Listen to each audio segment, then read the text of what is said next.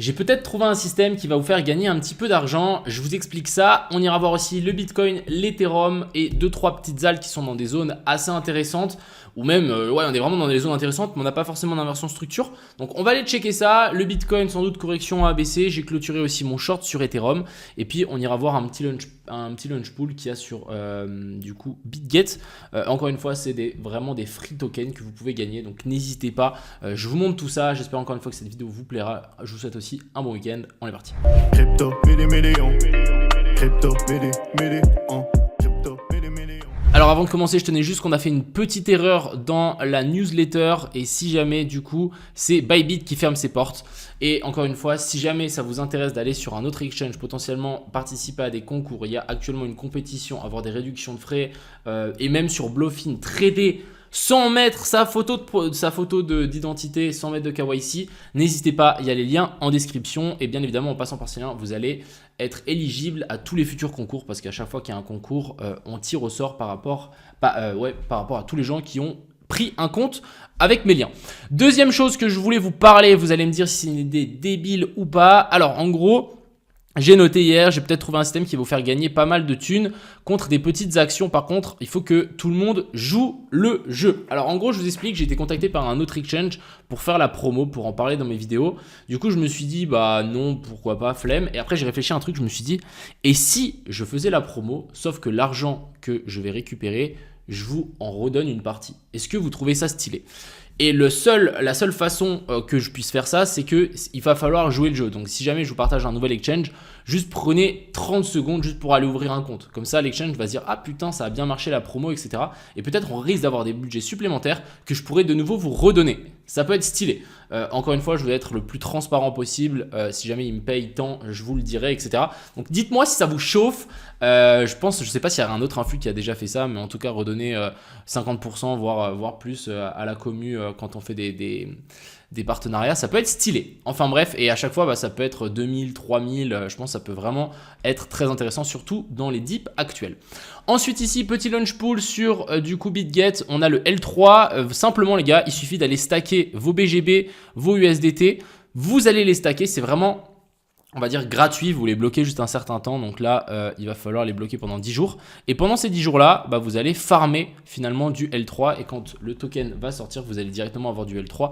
Et en général, on gagne entre 100, 150, 200 balles à chaque fois. Donc franchement, ça vaut la peine, je trouve. Donc n'hésitez pas. Alors, on est parti directement sur l'analyse du BTC. On a, je pense, un petit setup de long ici. Donc je vais vous expliquer encore une fois le plan de base. C'est celui-là. On a bel et bien trouvé un top ici. Là, je pense qu'on va rebondir. Donc, l'objectif, ça va être de rebondir en ABC. 7B devrait arriver dans la zone d'OTE, donc de tout ce mouvement. Donc, je ne sais pas par là. Et ensuite, on devrait se faire rejeter une dernière fois pour venir chercher la zone OTE qui est située vraiment en dessous. Donc, ça, c'est le plan.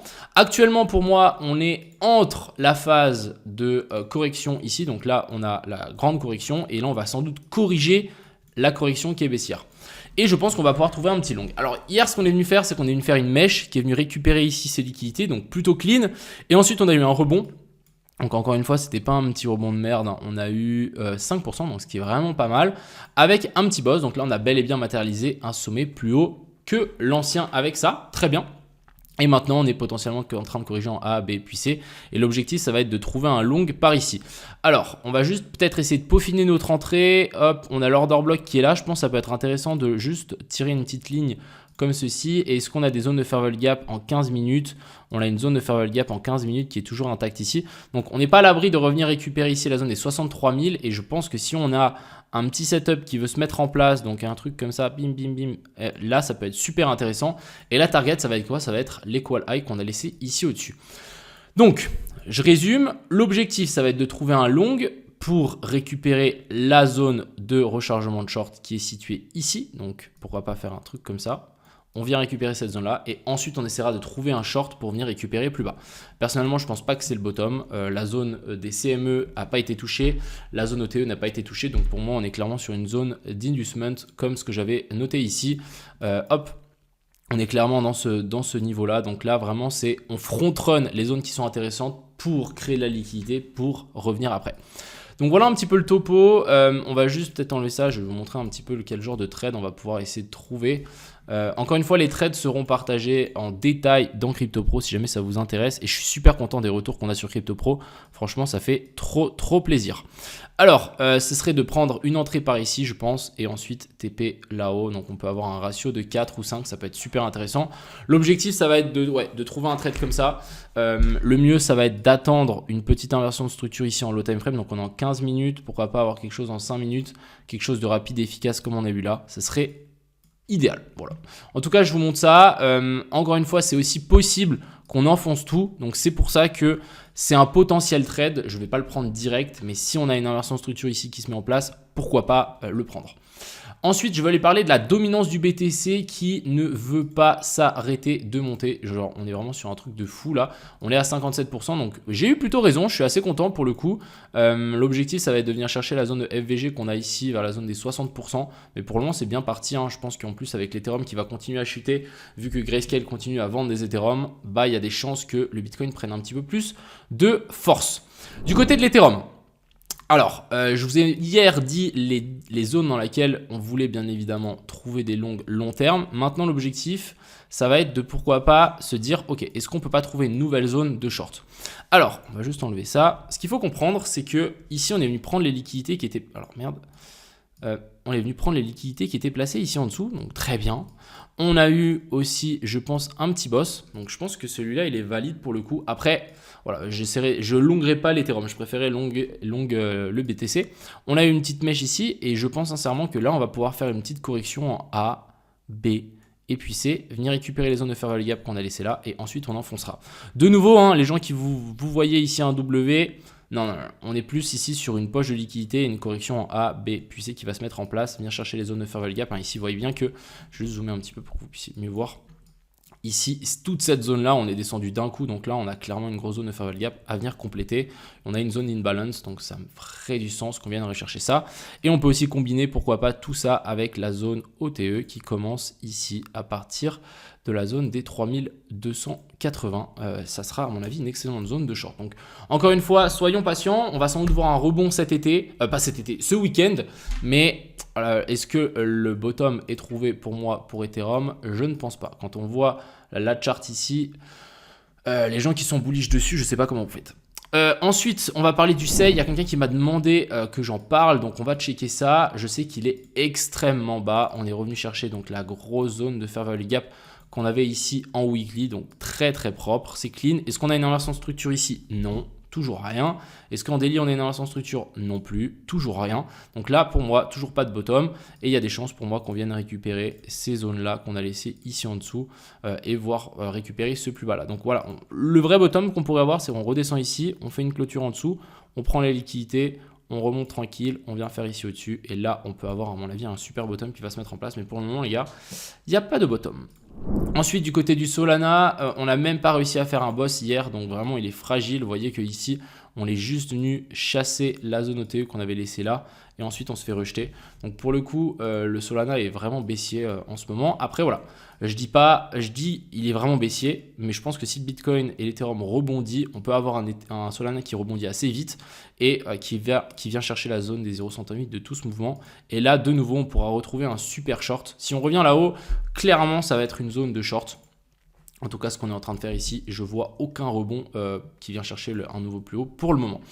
Ensuite, on va peut-être parler du TIA qui est revenu chercher notre zone intéressante. Donc là, pour moi, ça commence à devenir intéressant. Mais est-ce que l'inversion de structure ici est assez suffisante? Est-ce que ici, le fait de faire un boss là, c'est suffisant? C'est la question que je me pose et je ne suis pas sûr.